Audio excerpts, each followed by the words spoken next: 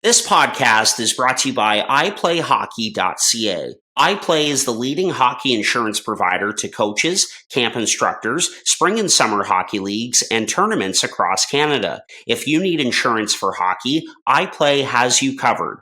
iPlay also provides hockey players and coaches with a wide range of free tools, drills, and skills in their drill vault to enhance on-ice performance and provides crucial off-ice knowledge as well. So if you need insurance for a hockey team, league, or camp, or if you want to teach your kids some new drills, head over to iPlayHockey.ca and check out their new website.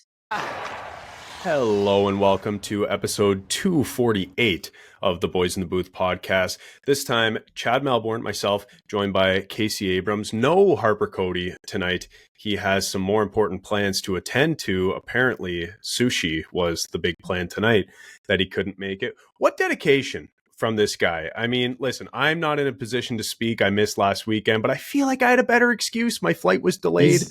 He's in London. Yeah, I mean, Ontario, London, Ontario. Let's be clear here. Like, this is, I mean, sushi, I don't know, at 9 p.m. on a Sunday night, but whatever. That's his prerogative. But we're going to go ahead. Anyways, we've got a core four stories lined up here. We're going to be talking about the Metro Division. We're going to continue our rankings here of these divisions as we, inch closer to the start of the NHL regular season, which is coming up quick, man. I feel like these past couple weeks of preseason have just kind of flown by, and the regular season is upon us, and I truly can't wait. It's going to be a really good one. So let's get into core four stories before we get into talking about the Metro, and I'll play the intro now. Core four. Core four. Core four. Core four. Core four. Core four. Core four. Core four. Core four. So here we are again, core four stories, talking about four stories that happened over the past week, just to kind of get into it as a little icebreaker for the podcast. So Case, the first one that I wanted to talk about is the unfortunate injury to the captain of the Florida Panthers, Sasha Barkov, ACL and MCL injury. I'm sure you saw the clip of his knee going awkwardly there in practice, out, at least for the entire regular season. I've heard that he might be back for playoffs, and that's not just tongue in cheek. I've actually heard that might be the case. What are your thoughts on the injury to Barkov, and what does that mean for the Panthers going forward? It's crazy, like how quickly a season can change for a team, because that's their best player. And it's funny reading all the comments with all the hate that the Florida Panthers get. It's like, they're all like, oh, that's the last guy I wanted to see get hurt on this team, and I want everyone else to get hurt. But I never want to see anyone get hurt, and it's devastating to see Sasha Barkov go down. They're on such a run. I've already made the comment that they're going to be a dynasty, and now it's in the balance here. It could be a miss now. The center core, still great, but missing its key piece, and I think they're really going to need baby Barkov to step up and be actual Barkov.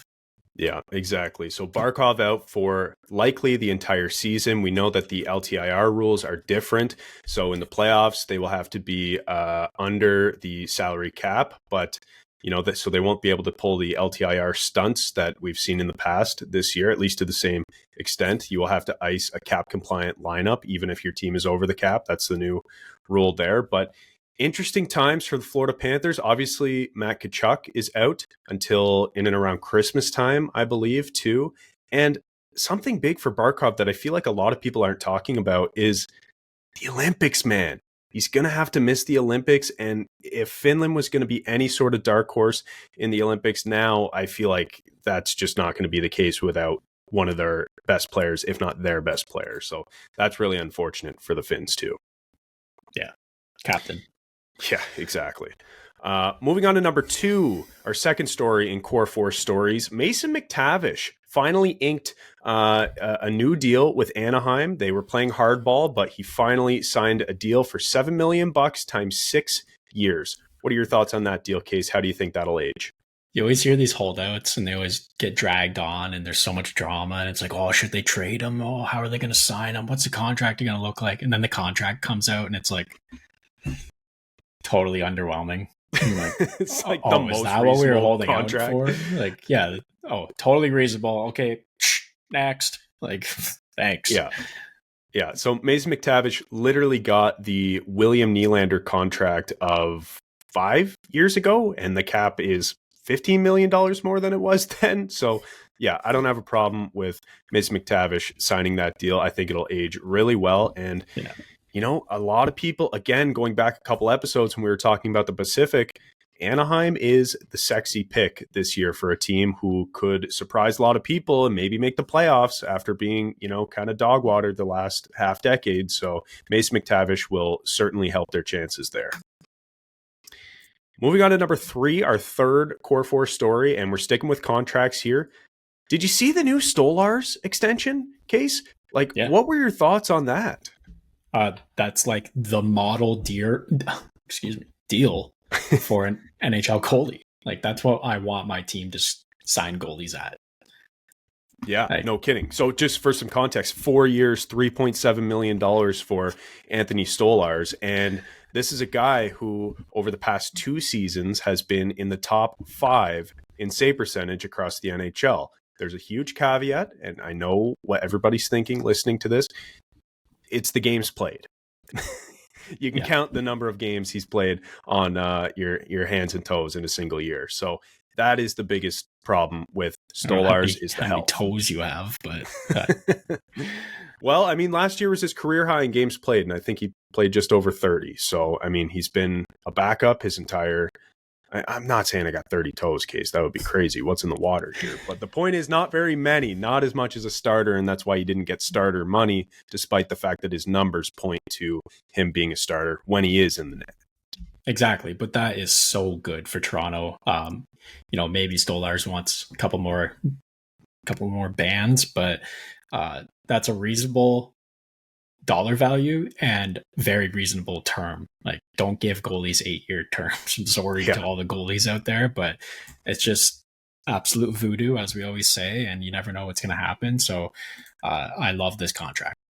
Yeah, I agreed. I feel like this is, you know, another A+ for Brad Treliving, signing kind of an older guy who wanted to stay in Toronto. The first one being John Tavares, obviously, for a very sweetheart deal, 4.38, I think he's making now on the cap. And Stolarz is going to be needed. Like, they're going to be asking a lot of him now with Joe Woll out for the foreseeable future. Not exactly sure what's going on with him. Hope everything is well there, but he has taken a leave from the team, as we know. So they've got, you know, Stolarz, and they just signed James Reimer as well, which we don't have to get into, but there are conflicting opinions on him in Toronto. So let's move on to the fourth Core 4 story here in this segment, and we'll stick with the goalie theme here. We'll talk about Marc-Andre Fleury's last game ever as a Penguin. He stopped all 8 shots that he faced. I'm sure you saw it.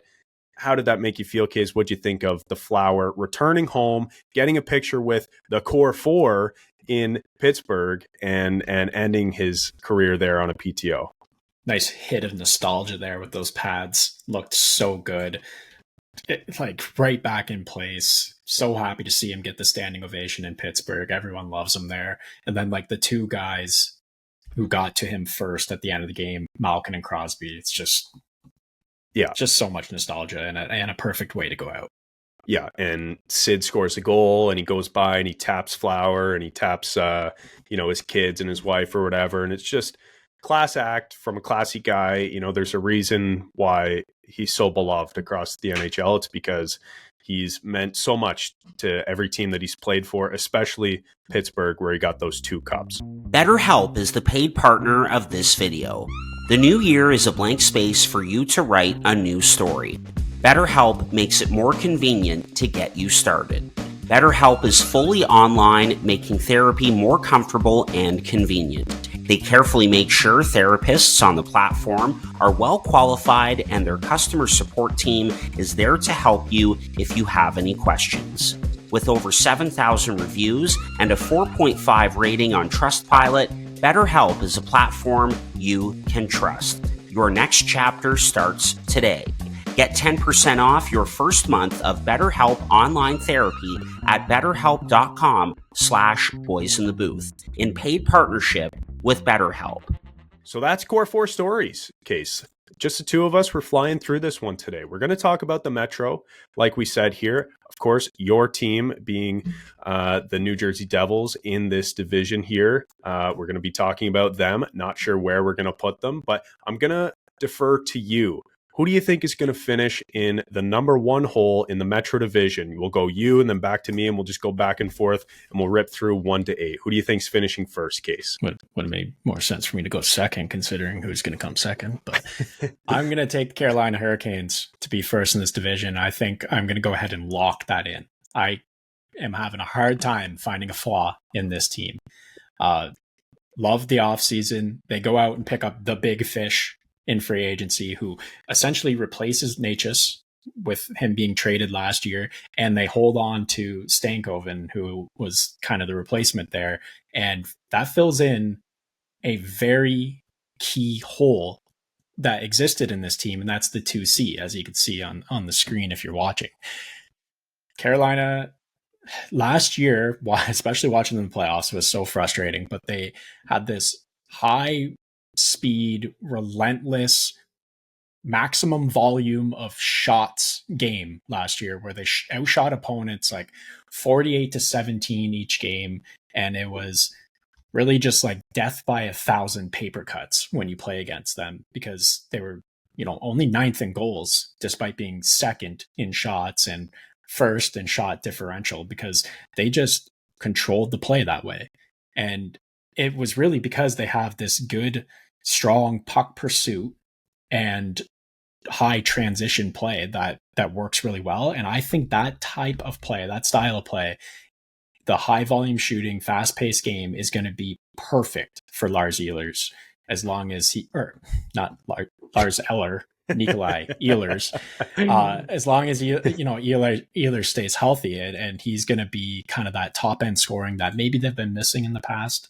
And it's going to really round out this team well. I guess the one question with Carolina is goaltending, but it's pretty easy to keep the puck out of the net when it's in the other end of the rink all game. Yeah, that's very true. I'll speak to the goaltending first. Anderson and Kochetkov right now are the two guys slated in as the 1 and 2. We know Anderson has had his struggles with health, but when he's in the net, he's really, really good. And Kochetkov, he's better than league average at this point in his career, and he's only getting better, you'd hope, if you're a Carolina Hurricanes fan. So I totally agree with you, Case. That's who I had in the number 1 spot. You look at that forward group, we shared it on the screen earlier, and, you're essentially replacing, you can look at it in one of two ways. You're either replacing Rantanen or you're replacing Necas with Ehlers and Stankoven, really. Like, you're adding 2 impactful players mixed into your top 6 there, who are both going to play such a key role, with other contributors there, like obviously Aho and Jarvis and Svechnikov, and even Taylor Hall, who's kind of found his way in Carolina as well. So you're replacing one really key contributor with 2 guys who are going to fit into the system really well, I think, with this team. So I think their forward group looks dangerous. And the rich keep on getting richer with this team, in that they've found great draft picks and have guys kind of being infused into this lineup. And I know Jackson Blake was around last year, but he looked really good for them in the playoffs, was kind of an absolute pest, but able to chip in offensively as well. And then Bradley Nadeau, who destroyed the AHL last year as a 19-year-old. He had 32 goals and 26 assists in 64 games. He's looking, likely to at least make this team for 8 games, get the tryout. But man, they just keep getting better. Like, they keep getting away with it, and they still have cap space. Yeah, they're the Breaking Bad meme. It's, they can't keep getting away with this. Because another guy they have is Nikishin on the back end, or Nikishin, or however you want to pronounce his last name, the Russian defenseman who has been very good before coming to the NHL. He got a bit of a taste of it last year, but they've got him for a full season now, and that's one of their own homegrown boys.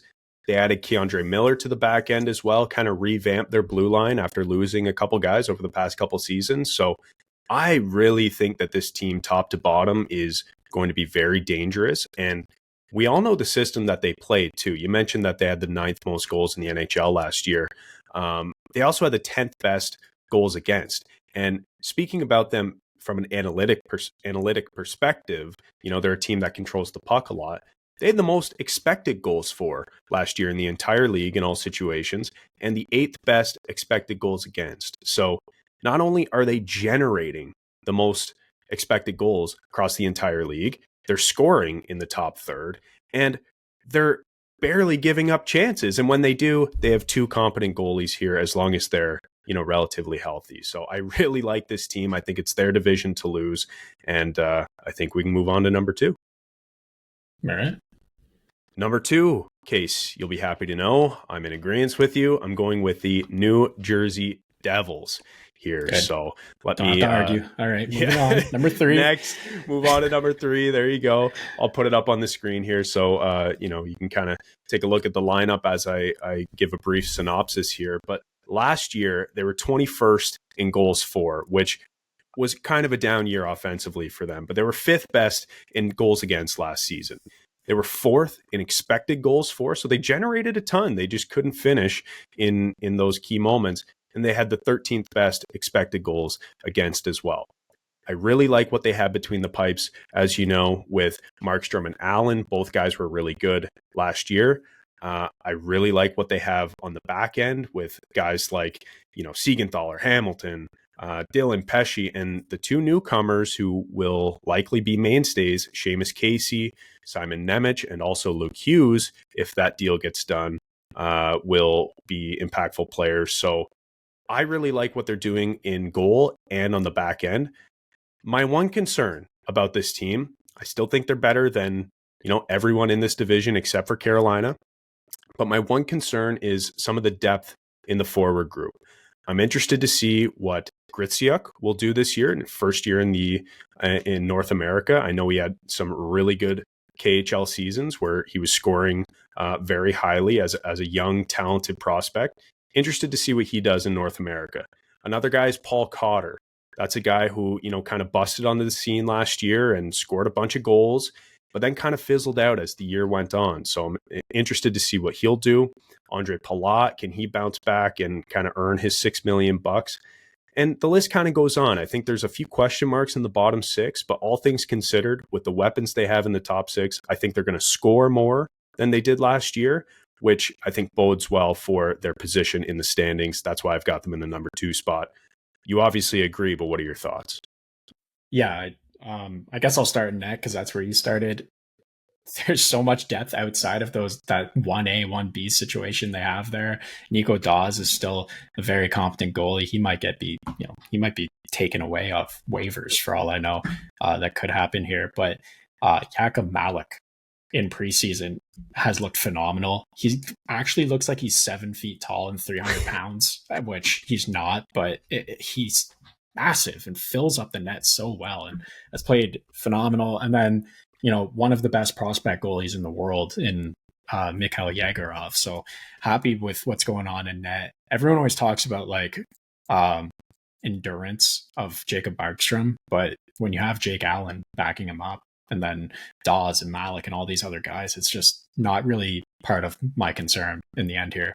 Obviously, I hope they stay healthy, and that's kind of my next point here. I don't want to keep beating the dead horse that everyone is beating, but I will. I'm going to join in. They got to stay healthy. Health is everything for this team. Key. And I think when they are healthy, they have the top end scoring, like you mentioned, in the top 6 with the young guys who are all coming into their prime. But I think they've done really well, better than maybe you've given credit, in picking up secondary scoring in the last 2 off seasons. Cotter's one of the guys you mentioned that they picked up 2 years ago. Yep. That has contributed, has maybe fallen off a bit, but if he's playing on your 4th line, then I think you're laughing. Stefan Nason was great for them last year, scored a ton of goals.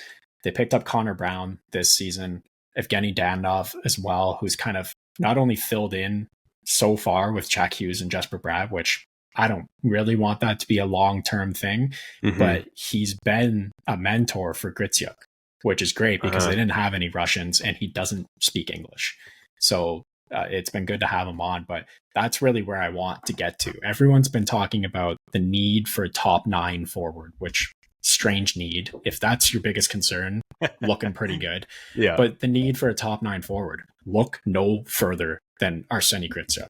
I was a bit worried because we've seen a lot of Russians come in. They tear up the KHL, and then it just doesn't translate into the NHL. Happens all the time.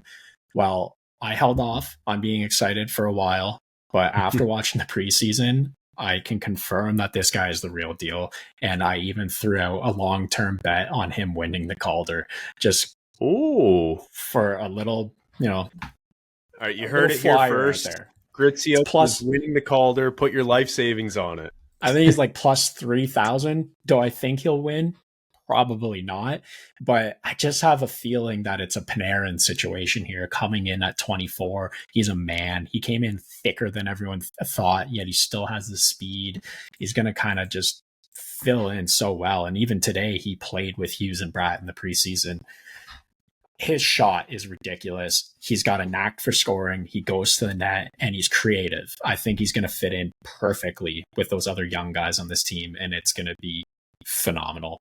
And now lastly, the back end, which is kind of the creme de la creme for the New Jersey Devils right now. Yeah. When they're all healthy, there will be 2 to 3 very good NHL defensemen sitting in the press box.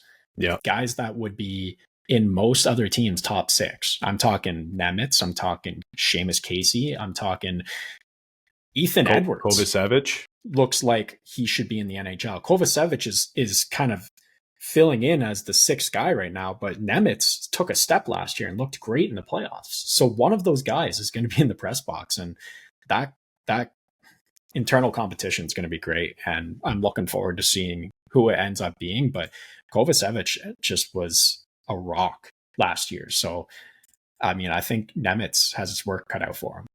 Yeah.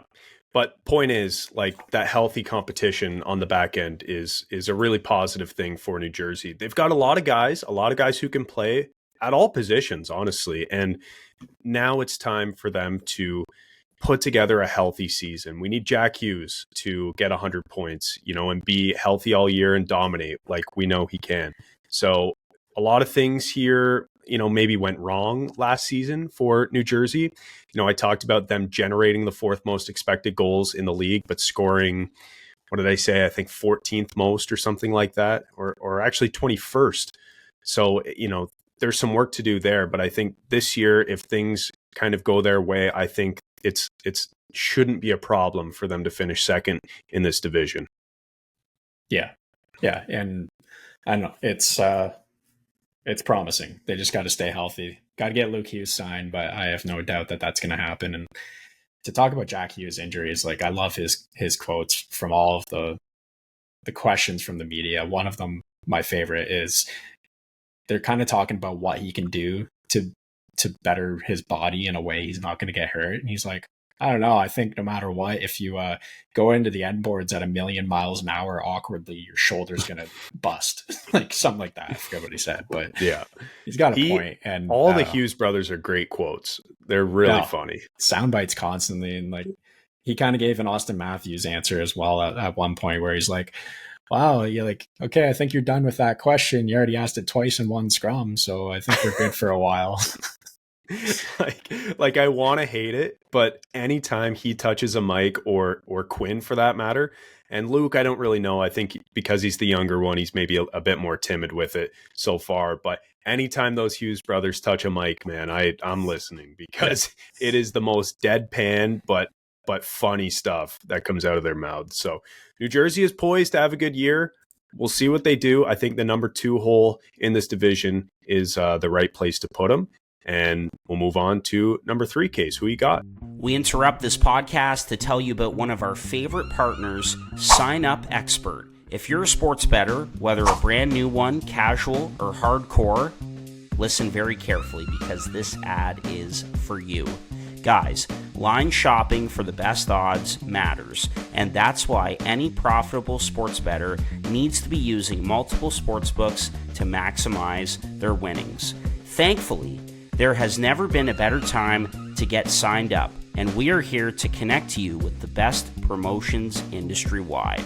When you use our link at signupexpert.com/boysinthebooth, you can get access to all the top sportsbooks in your region, along with a review of each platform and their benefits. Most importantly, all of these sportsbooks have valuable sign-up offers for new users, and when you register through our link, again, signupexpert.com/boysinthebooth, you will automatically receive the top offer at each one, allowing you to start line shopping with an enhanced bankroll. Guys, once again, it's simple. When you use multiple sportsbooks, you ensure that you can always access the best available odds out there, which is key to being successful and taking home those winnings, baby.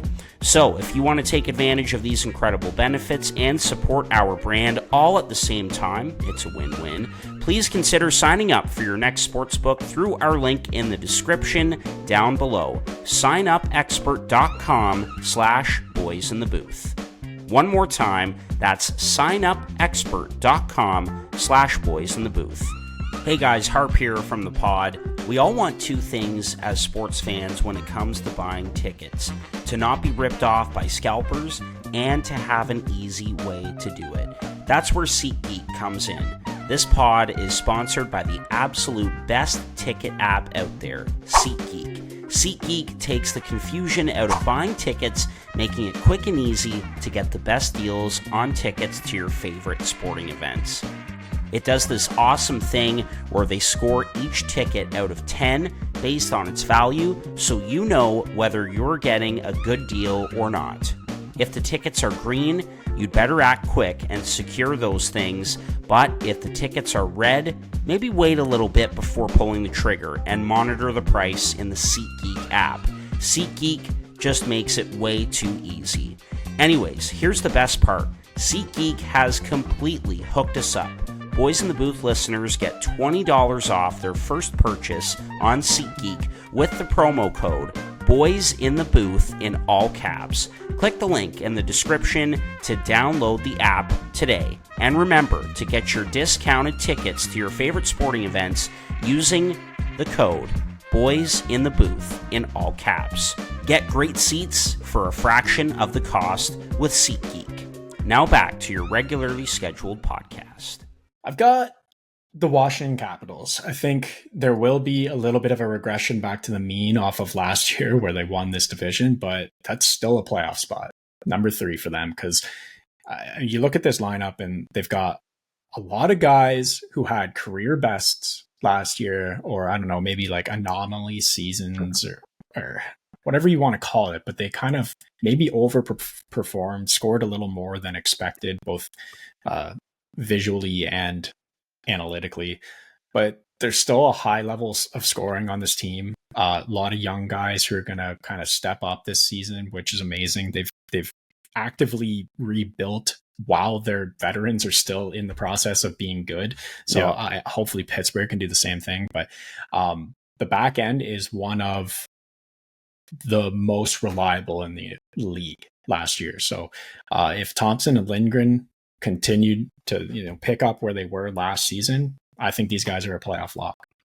Yeah, I honestly agree. And last year, all throughout the season, we were kind of chirping the team saying like, okay, this is only because of the Ovi chase and like there's no way this is real and it's not going to last. But man, like kind of like you alluded to, when you dig into the numbers, it kind of just makes sense. Like, will they regress a bit? Sure. Is Ovi going to score 44, 45 goals, whatever he scored last year again? No, obviously not. This is his last season before he goes and, drinks 24 beers a day playing for Dynamo Minsk and scores, 28 goals.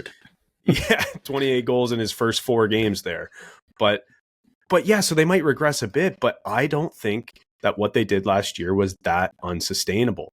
So just to give some numbers, they had the second most goals for in the NHL last year. And as a team, as old, but also mixing in the young guys and kind of new on the scene and going through a retool, that was a lot. That was weird, right? Like we didn't expect them to score that much, but they generated the 6th most expected goals in the league. So it wasn't like they were totally scoring beyond their means or getting totally lucky. Like they generated those chances and capitalized.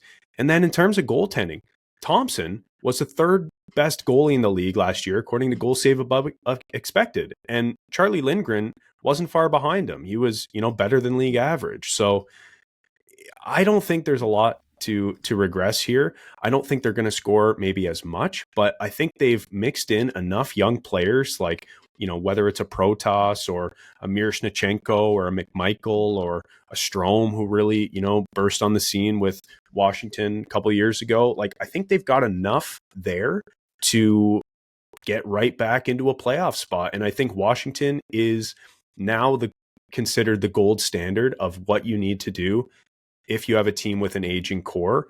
And unfortunately, the team that's always going to be tied to them, like you alluded to, Pittsburgh, is now a prime example of what you don't want to do when you have an aging core of superstars who are trying to win one more time, but unfortunately are likely never going to get that chance in Pittsburgh again. So I could for sure see Wash in number 3.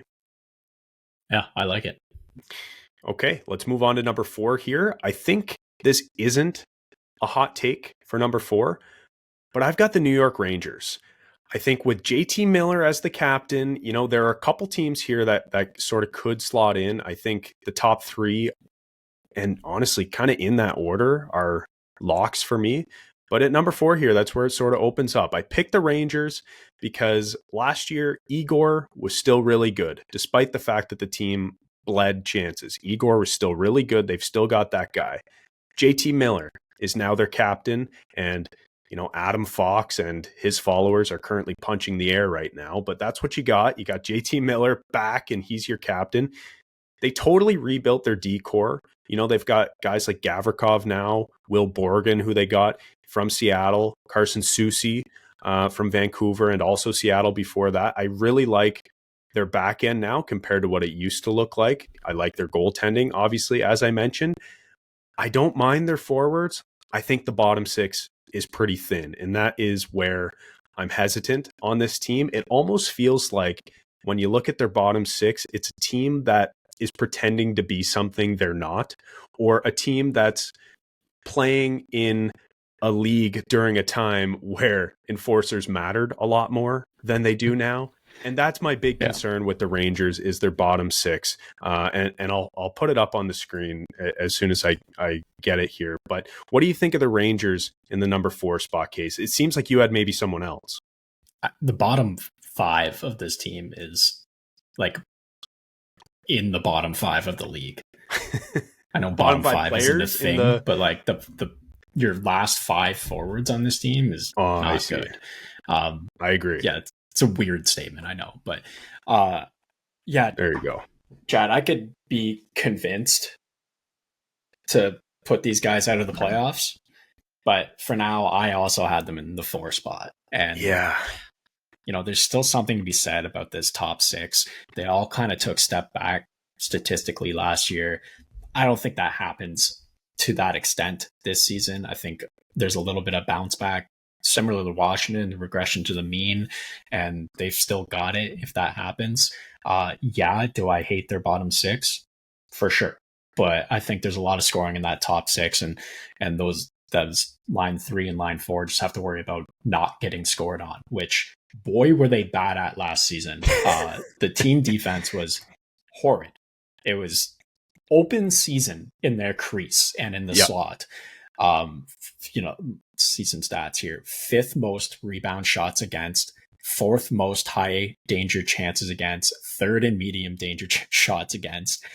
If they continue to play like that, I mean, you're going to need those veterans who stepped back last year to score at will, or Shesterkin's going to just have to stand on his head. So I'm not as in love with the decor as you. I got to see it on ice to believe in it here, but at least they changed something, because it was not working last year. And I guess that's a positive. So for now I have them in the 4th, but boy, I could be convinced. Yeah, well, listen, there are a few things there. Number 1, I definitely wouldn't say that I'm in love with the D-Corp, but I do love the addition of Gavrikov. I feel like he's an underrated player in the league, has kind of flown under the radar, and he played his contract hand perfectly, signing in LA for a couple of years and then waiting for the cap to rise and then going to the Rangers. So I got to respect a guy like that who played the system and got paid because of it. he just signed that big ticket. I think he's going to fit in nicely in New York. He's Soucy, I do like too. discount Devon Taves for discount Cale Makar, you know? Sure, In exactly. Adam That's Fox. fine. Yeah, And no, I agree. Like that's Yeah. a great pair. Like, and I I'll think take, I think the discount versions might both make more than their full price counterparts in this comparison, and because Fox makes 9.5. I know I'm cutting you off here, but like Adam Fox has to be playing out of his ass after being kind of dumped on after the Four Nations. So, Oh man. Okay. Well, a couple things about Fox. Someone said, I forget who said on a podcast, but someone said that they were talking to players. It might have been like Elliot Friedman or Chris Johnson, one of the insiders, said that they were talking to players around the league. And the one criticism of Adam Fox that they keep hearing from players themselves, not from managers or coaches or whatever, is that he's not very difficult to play against. And we saw it in the Four Nations. He kind of got exposed for not elevating his game to the next level, whereas a lot of other guys did. So that is one concern about Fox. You got to think that there is kind of a fire lit under him this year after not being named captain, after kind of being looked at as the guy. You know, they bring back JT Miller. He's, you know, historically, he's, you know, kind of famously been this fiery guy that, you know, will clash with teammates and fire the guys up and whatever. And Adam Fox is, you know, historically kind of a tame guy, lead by example, whatever. So you got to hope that ignites something in him this year to play a bit better. The regular season hasn't been a problem for him. It's elevating in the big moments. So if they get to the playoffs this year, we'll see what Fox does. Second thing I wanted to mention is, you know, just going back to the decor again, like I'm not totally in love with the decor, but I love Gavrikov. I love that addition.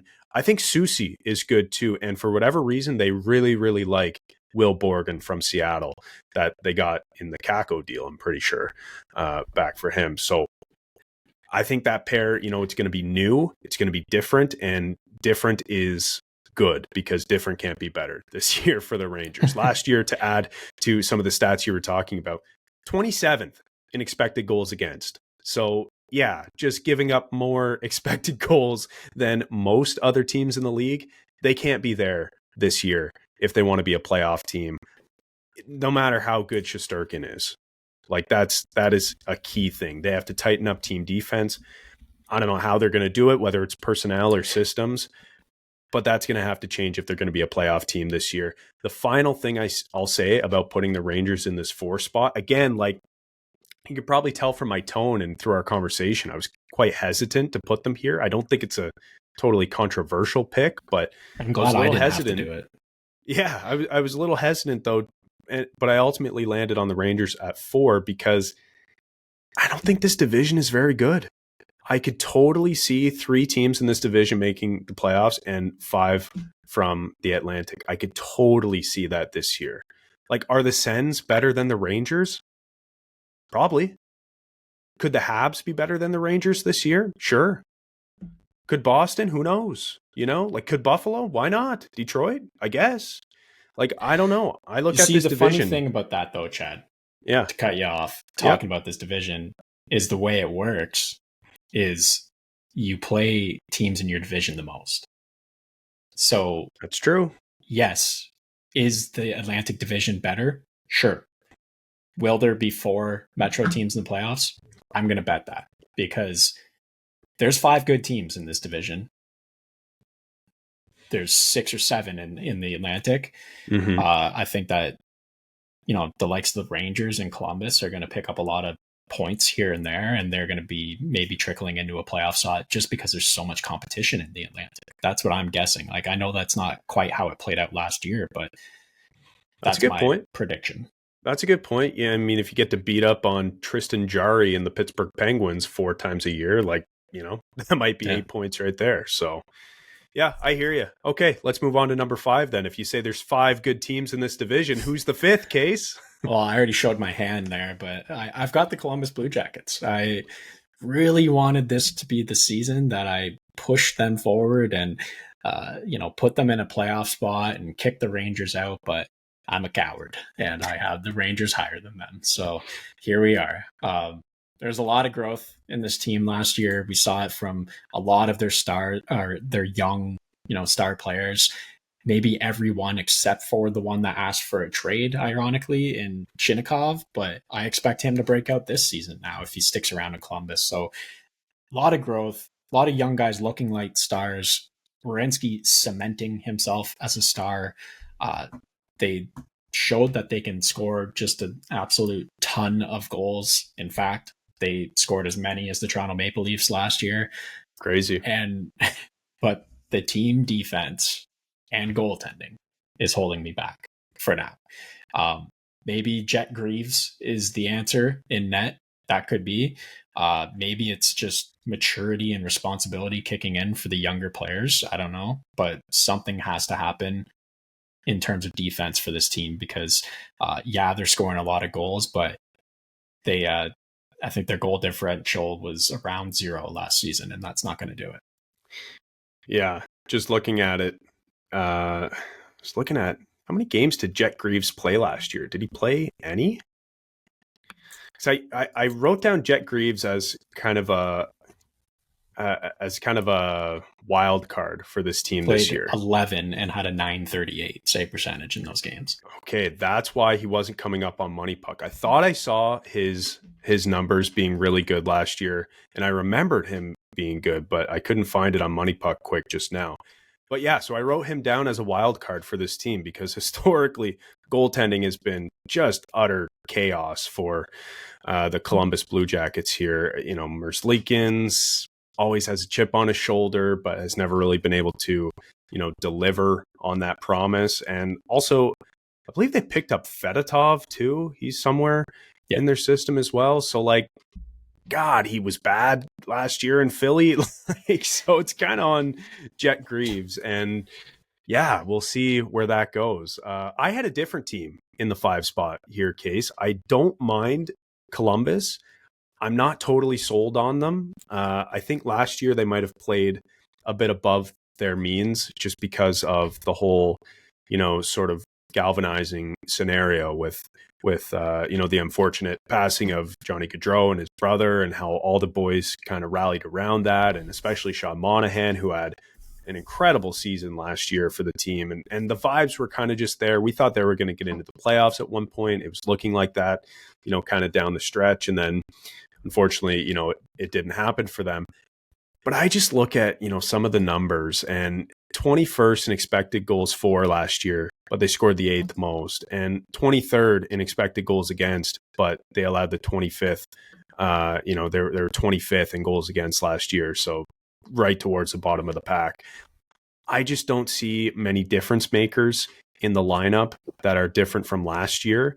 Obviously Werenski solidified himself, like you said. He's back, he's healthy, and he's one of the top 10 defensemen in the league, maybe top 5 depending on who you ask. He had an incredible year last year, but I don't know, I just see this team regressing a bit. I don't see anybody like Voronkov or Marchenko, Chinnikov. Are these guys going to be able to produce like they did last season? I don't know. To me, Corey Morel is probably punch in the air right now, and he's not liking what I'm saying. But I had Columbus in the 6th spot. We're arguing about one place here, but I did have another team ahead of them.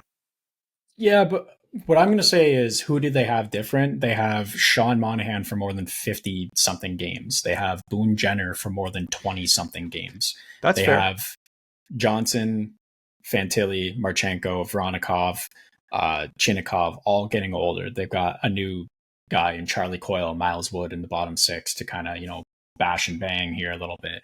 So I think they did add, and there's additions in the healthiness of this team at the moment. So they scored outside of their means last year, but there's a lot of talented players up front, and they didn't change the defense. So that scares me, of course. Yeah. But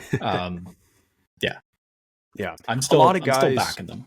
That's fair. A lot of guys who, can take a step with another year of development here.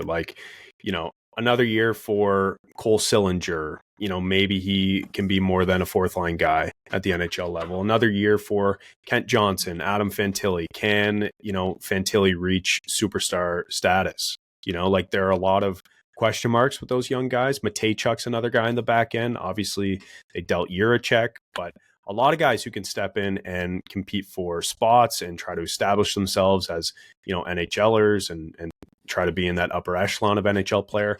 But when I look at the lineup, I don't really see a first line. I see a couple second lines, maybe, like that Jenner, Fantilli, Chinnikov line. I don't mind. Voronkov, Monahan, Marchenko. I think they've got 2 second lines, and I don't think they were a Charlie Coyle away or a Zach Aston Reese away. I think they need more, and I think they're going to score less than they did last year. That's all. But again, we're splitting hairs. I had them in the 6th spot. But the point for me here is it's the teams below them, and is why they landed in 5th. So I'd like to hear who you would replace them with. That's fair. I think. I mean, listen. This isn't a team for the number 6 spot here that many people are picking to make the playoffs, and obviously neither are we. But I think it's becoming a sexier pick by the day with the Philadelphia Flyers. I think their forward group is intriguing this year.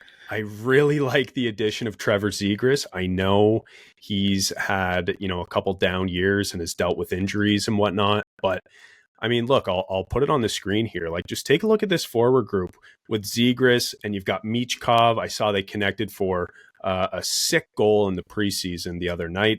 That was great. They got Christian Dvorak, Garnet Hathaway, and Delorier on their bottom line there. That's a lot of money for a 4th line.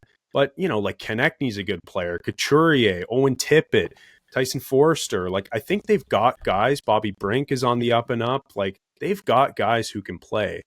I like their forward group. Obviously not enough for them to be a playoff team, but I don't mind what they're doing. I think with a new coach, they're going to be energized, and there's going to be a different vibe in the locker room with talk.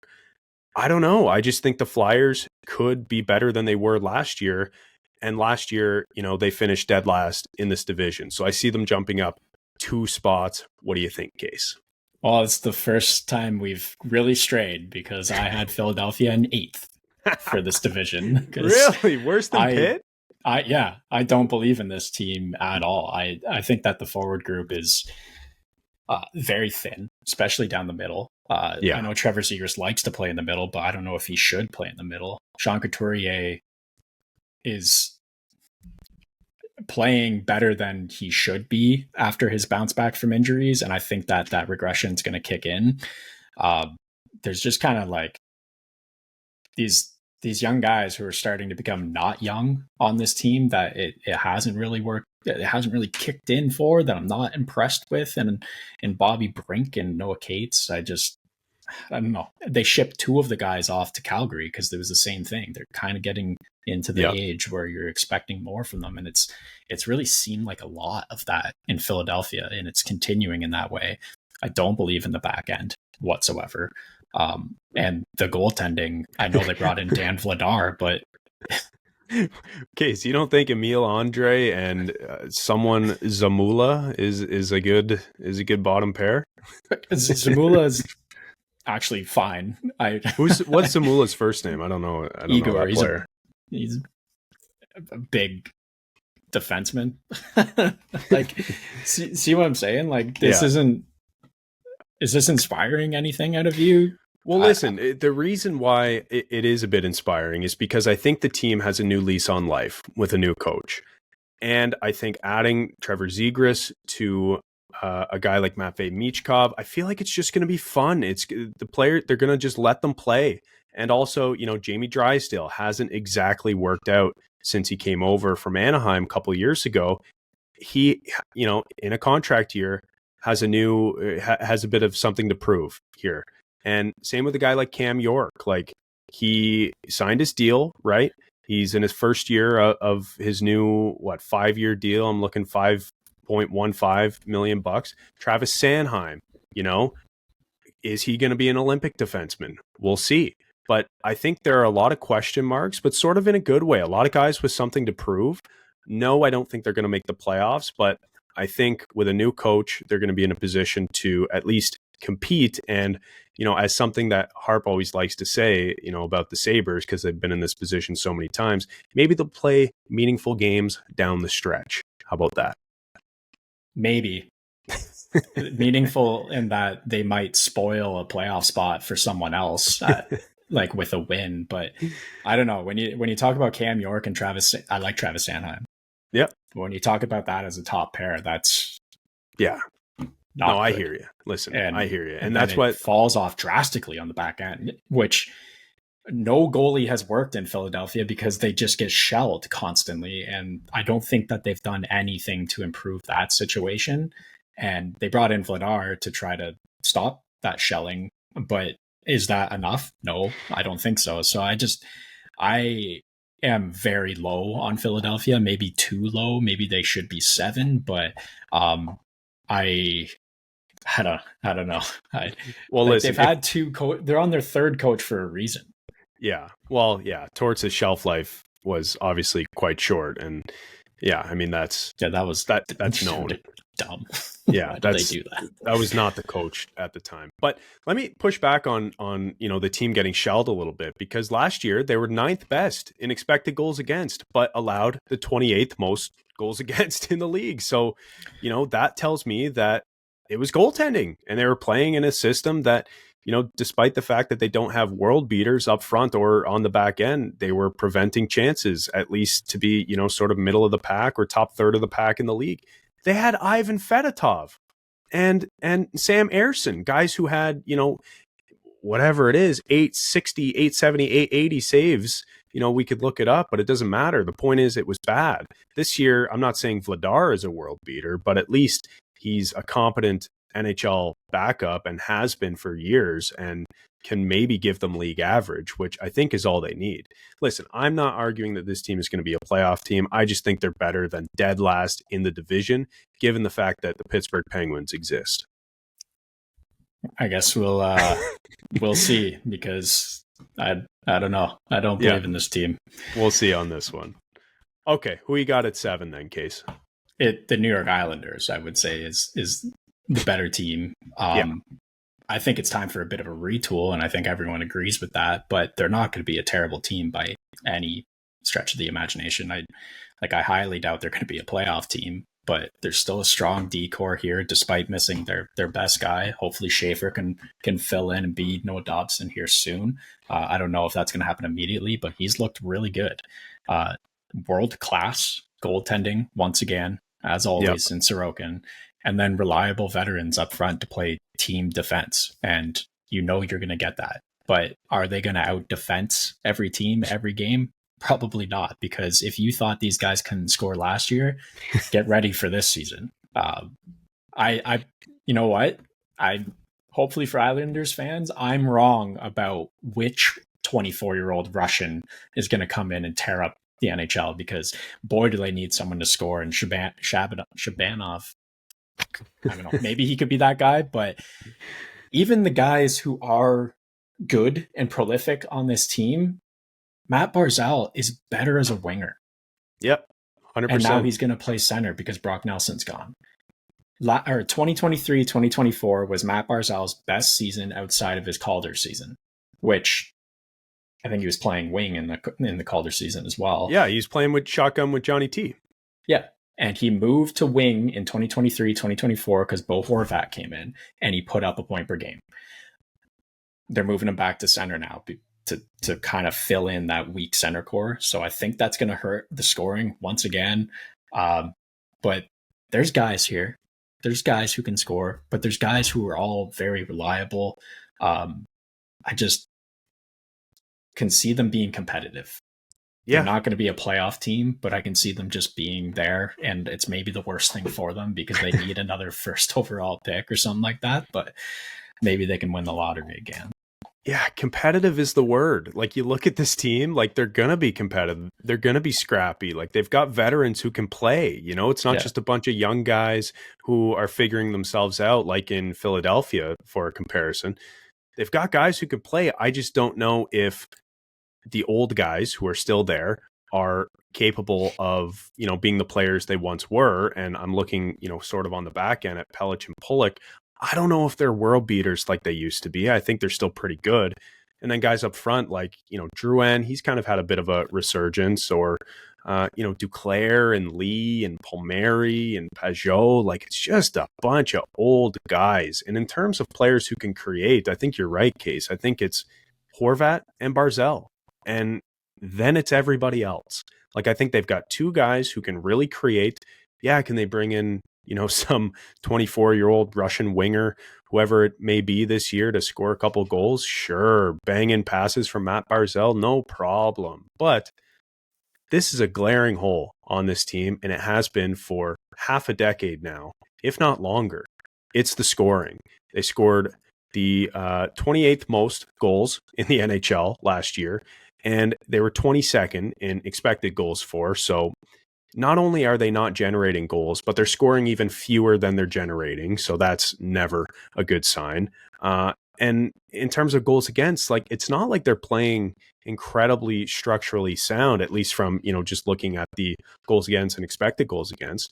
Last year, 20th in goals against and 21st in expected goals against. The difference for the team is goaltending. Sorokin, again, was top 10 last year in goals saved above expected. I feel like that's a lock this year.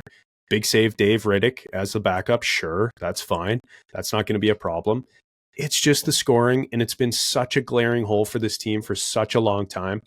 I just don't understand it. Like, maybe package a couple of your better defensive players, and get a guy, take a chance on a guy who can maybe score. I don't know. That would make a lot of sense to me, but clearly that's not going to happen, even though now they have a new general manager. But just to summarize, I look at this team and they're without their best defenseman because Noah Dobson now belongs to the Montreal Canadiens, and they're without their third best forward because they traded him at the deadline last year as well, in Brock Nelson. So I just think this team can't be any better than they were last year. And listen, I'm willing to bet on talent than a bunch of, older players who are well established, but frankly can't score and haven't been able to in a long time. And I'm the opposite, because I've been betting on the Anaheim Ducks, the Columbus Blue Jackets, the Buffalo Sabres for so long now. And teams like the Pittsburgh Penguins continue to make the playoffs or just beat better teams than them because they just have guys who we know can play in the NHL. And that's true. I don't know, I guess I'm turning into an old head or something here, but I'm just going to bet on this team full of veterans with a couple young guys, couple new things here and there. And that's where I'm at. That's fair. I guess that's why I put Pittsburgh ahead of Philadelphia as well. So yeah, that's true. That's true. And that's the opposite of what we both did in the Pacific, where you took the Ducks and I just said, listen, I need to see it. Like, I don't trust their young players. I need to see it. Yeah. So, okay, well, that leaves us with the number 8 spot wide open for Marc-Andre Fleury one more year and the Pittsburgh Penguins. Could you imagine? Plays one more year. They finish dead last. He lets in 6 goals a game. But yeah, just it's the Pittsburgh Penguins. Stats. Yeah, they were atrocious last year. It doesn't look like anything is moving in the right direction for the Pens. Will Sidney Crosby be traded? That's the question on everybody's mind. I think if it comes to Christmas time and the team is obviously in the basement, maybe you entertain it if you're Kyle Dubas and you move him just to do it. I mean, we can have this whole conversation. We sort of did a couple weeks ago, but it's the Pittsburgh Penguins in the 8 spot. Yeah, I mean, I think that Sidney Crosby has enough power, enough leadership in this team where he's pissed off at all these questions of tanking and, losing for a high draft pick. And he pushes this team into winning a few more games that get them into the 7th spot. That's where I'm living at here. I think there's a lot of veterans on this team who can still get it done. The top 6 is fine when you fill a Kevin Hayes or a Rutger McGarty. Oh, yeah. We've been recording for 54 minutes. It sounded like you said that with 8 saltine crackers in your mouth. Yeah, that's why I was just drinking water. But it starts to look a little bit better in that top 6. The bottom 6 just full of guys who are going to play, dump and chase hockey. There's just enough here to be a little bit more competitive than the Philadelphia Flyers in my mind, in that guys like Carlson and Letang and Crosby and Malkin are just sick of this shit about tanking and getting draft picks and, continue to play out of their minds and win a couple more games. That's about all of my pitch. Yeah, I mean, fair. When you look at this lineup compared to a team like Philadelphia or even the New York Islanders and even Columbus to an extent, like you look at it and it's like, well, they've got guys like Rust and Raquel and Crosby and Malkin and, Mantha. And then you look at the bottom six and it's like Achari and Brazeau. Like they've got players who can play. My concern about this team is I think they know their direction more than the other teams at the bottom of this division that we've talked about. They know that they want to tank. At least that's the impression that the rest of the league is getting and the insiders and whatnot who have talked to, people around the league. But so that leads me to believe that Rust will be traded. Raquel will be traded. Maybe Ryan Graves if someone wants to take that contract, who knows? Like, I think this team is going to be slim pickings by the time the deadline rolls around because there are some valuable assets here. But I think in Pittsburgh, despite what Sidney Crosby may have said to, some season ticket holders when he was delivering tickets, I don't know if you saw that video, that he, doesn't want to tank. But despite what he said, I just think that the writing is on the wall for this core. Erik Karlsson could be on the move even. Chris Letang, I doubt it. But Sid, for sure. Malkin, probably not. Rust, Raquel, for sure. Like, those are going to be pieces that I think Dubas looks at and says, listen, we're not good enough to do any damage here. Why not just get assets and really retool, rebuild this team properly? Yeah, that can fully happen. Crosby doesn't go anywhere, but they might trade some players and then they play poorly down the stretch and they end up with 80 points, which once again is 4 more points than the Philadelphia Flyers. Yeah, like, listen, in this division, I don't think there's going to be a team with like 60 points, for example. Yeah, no. Like last year, the Flyers had 76, Penguins had 80, Islanders had 82, Rangers 85, Blue Jackets 89, Devils 91, Hurricanes 99, Caps 111 on that crazy year. So I think it'll be closer than maybe like some of the hyperbole in this episode has indicated. But it's just, you look at the bottom of this division, no matter how many points they finish with, and you have to ask yourself, are these teams that could actually do damage in the playoffs? And the resounding answer for all of them is no. So that's sort of how we've landed on this order. Couple questions to finish it off. The first, I guess, let's stick with Sid here. First of all, do you think he gets traded? And second of all, do you think a potential sale of the Pittsburgh Penguins could impact him being traded or not? Because, think about being the buyer group that wants to get a hold of the Pittsburgh Penguins, and we know they're for sale again. We know that Mario Lemieux is potentially involved again. Think about being that group, buying the Penguins without Sidney Crosby. Like, that's, you're probably not going to do that, right? Or then is it the case that you buy the team and then you trade Sid? Like, it just feels like that's such an asset to the value of the franchise. Like, so do you think Sid gets traded, and do you think ownership has anything to do with him getting traded? I guess that really depends on what direction the ownership wants to go. If ownership buys the team and it wants to be like wants to be the Vegas Golden Knights, then it's going to be a little bit different. They probably don't want to trade Sidney Crosby. I don't think they want to buy the team without Sidney Crosby. I don't know why you would, but yeah, I personally don't think he's going to get traded, and I hope he doesn't get traded, but I don't know. Time will tell. Yeah, I mean, he sells tickets. That's why he's so valuable to whoever buys that franchise. His jersey's still in the most sold jersey like every year. Top 10. That's right. Yeah, listen, say what you will about McDavid. I feel like for non-hockey people, Sidney Crosby is still the face of the league. Like, when you think of the NHL, if you're a non-hockey person, you think of Sidney Crosby. Yeah. So, okay. And the second thing, as we finish off here, I forgot to ask when we were talking about Philly here, because we were so wound up, talking about Sam Ersson and, Dan Vladar as their tandem. Alex Bump and Helge Grans. Yeah, exactly. All those guys. Zegras, very intriguing player. We did this last year, and I listened to the episode. We did an over-under for his points, and you and I both hammered the over of 60. What do we think this year? Over-under 55 points for Zegras. I'm dropping it a bit. I'll say over because, I mean, potentially, well, hopefully we'll get a full season out of them here, a full 82 games, and their power play in Philadelphia can't be much worse. So as long as the power play gets a little bit better, then you're going to see more points for guys like Zegras. I know he wasn't on the team last year, but he's going to benefit from a better power play. Michkov, like all these guys, their stats are going to get up a little bit this season because the power play can't be worse, and there's a new coach coming in. So I'm going to say over for the 55.